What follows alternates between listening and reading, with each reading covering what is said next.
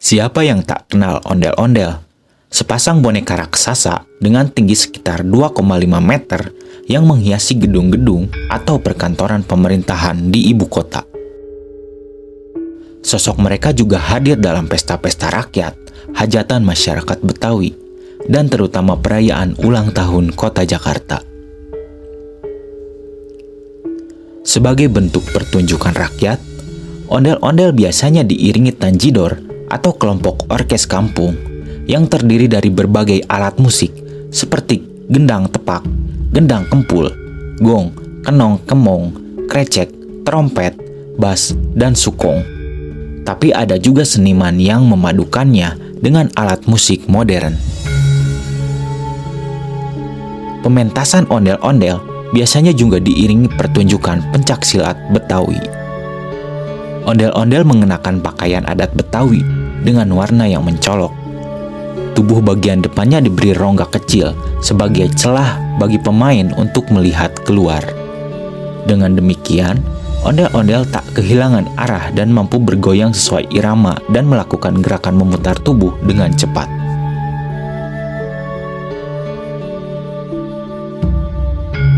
Pada awalnya, masyarakat Betawi menyebutnya dengan barongan yang berasal dari kata barengan atau bareng-bareng. Sebutan itu datang dari ajakan dalam logat Betawi, "Nyok, kita ngarak bareng-bareng." Namun, setelah seniman Betawi Benyamin Sueb melantunkan tembang ondel-ondel pada tahun 70-an, barongan pun lebih sering disebut dengan ondel-ondel. Bagaimanapun, Benyamin tidak bermaksud untuk mengubah sebutan boneka Betawi tersebut. Namun, setelah lagu yang dilantunkannya laris di pasaran, sejalan dengan itu, barongan pun mulai tergeser oleh nama ondel-ondel. Perubahan juga terjadi pada fungsi ondel-ondel. Ondel-ondel mulai hadir dalam pertunjukan seni pertunjukan maupun dekorasi setelah Gubernur Ali Sadikin mencanangkan ondel-ondel sebagai ikon Jakarta. Wajah ondel-ondel yang semula menakutkan dan berbau mistis berubah jadi manis dan bersahabat. Ritual pengasapan dihilangkan, ondel-ondel juga mulai menghiasi gedung-gedung atau perkantoran pemerintahan di Jakarta. Barongan Betawi atau ondel-ondel memiliki kemiripan rupa dengan barong Bali. Pengaruh dari Bali tampak pada wajah merah, motif hiasan kembang kelapa, dan pakaian yang berwarna-warni. Ada juga pengaruh barongsai dari Tiongkok, terlihat dari teknik menggeraknya, alat musik, penggunaan petasan agar pertunjukan lebih meriah. Dalam sejarahnya, keberadaan boneka raksasa ini dicatat beberapa pedagang Eropa. Menurut peta budaya Kementerian Pendidikan dan Kebudayaan, Westcott, seorang pedagang asal Inggris, mencatat bahwa ondel-ondel sudah ada sejak tahun 1605. Keberadaan ondel-ondel di Indonesia serupa dengan perayaan boneka di Portugal. Boneka ini hadir dalam pawai keagamaan yang diiringi kelompok musik tangedores yang membawa berbagai alat musik seperti tambur sedang, seruling, dan bermacam trompet. Boneka ini berpakaian bermacam-macam dan persis serupa ondel-ondel Betawi zaman dahulu. Islam kemudian mempengaruhi kostum ondel-ondel. Tangan pada ondel-ondel pria misalnya, tak lagi selalu berbentuk seperti mahkota, tapi menyerupai kopeah. Selempang dan ikat pinggang berwarna cerah digantikan sarung kotak-kotak yang diletakkan di leher dan dililitkan di balik pakaian.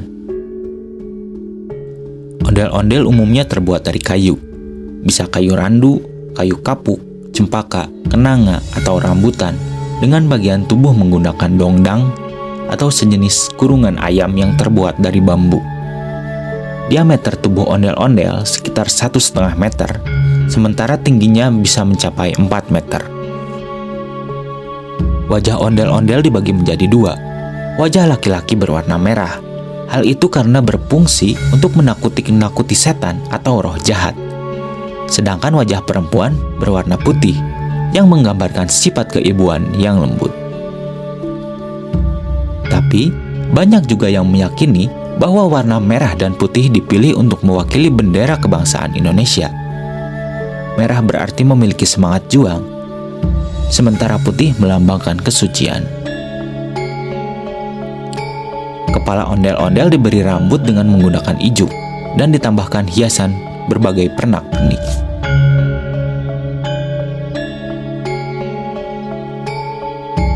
Belum jelas benar kapan ondel-ondel muncul dalam kehidupan masyarakat Betawi.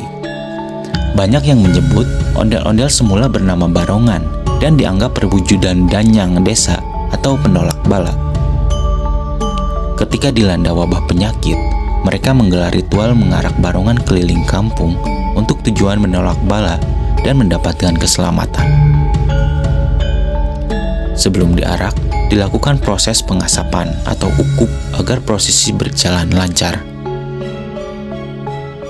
Barongan dijadikan perwujudan leluhur penjaga kampung, karena fungsi barongan yang sakral untuk pelindung kampung dan penghalau segala musibah. Barongan harus terlihat berwibawa dan menakutkan kala itu, karena fungsinya sebagai penolak bala. Pembuatan ondel-ondel biasanya melalui proses ritual tertentu. Sebelum proses pembuatan, pengrajin menyediakan aneka sesaji berupa kemenyan, kembang 7 rupa, dan bubur sumsum. Tujuannya agar pembuatan ondel-ondel berjalan lancar dan roh yang bersemayam di boneka adalah roh baik. Pembuatan ondel-ondel dengan menerapkan ritual seperti itu masih berlangsung hingga tahun 1980-an. Namun setelah masa itu, proses ritual tersebut mulai ditinggalkan sejalan dengan bergesernya fungsi ondel-ondel.